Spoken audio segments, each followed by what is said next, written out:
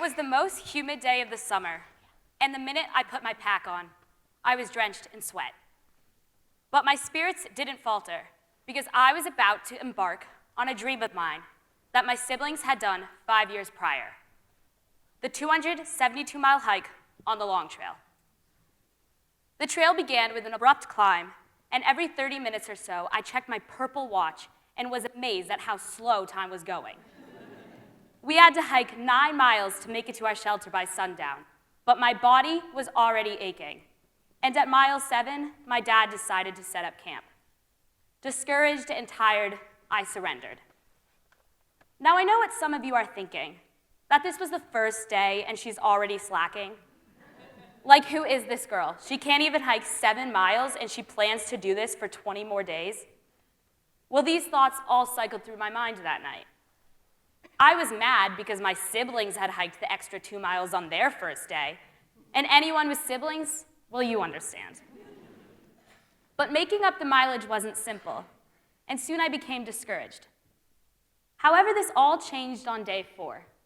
It was a fairly flat day, but I became hungry, tired, and extremely cranky.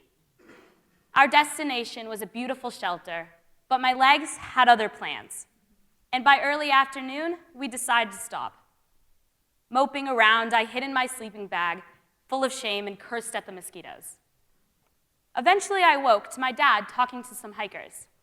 I was introduced to Speed Stick, a woman who had hiked the Long Trail, and after reaching Canada, decided to walk all the way back again. I also met Smellers and Whiskers, a young couple hiking the Appalachian Trail who had no itinerary and were more interested in the flowers and the views. While listening to their stories, I stopped obsessing over mine and focused on theirs. I understood that our style of hiking is completely different, yet we have the same motivations and the same challenges every day. On the trail, I met people walking 30 miles a day and others walking 4. I met teenagers, 80-year-old couples, and everyone in between.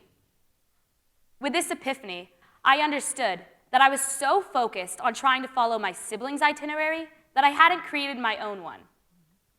From then on, I just hiked. I still obsessed over my purple watch, but I began to embrace the challenges and even enjoy the hiking more.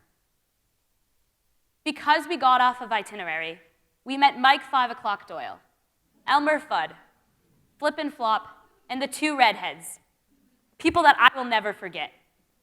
I became more flexible. Heck, I even let my dad take longer lunch breaks. Sometimes we made it to our destination, and sometimes we didn't.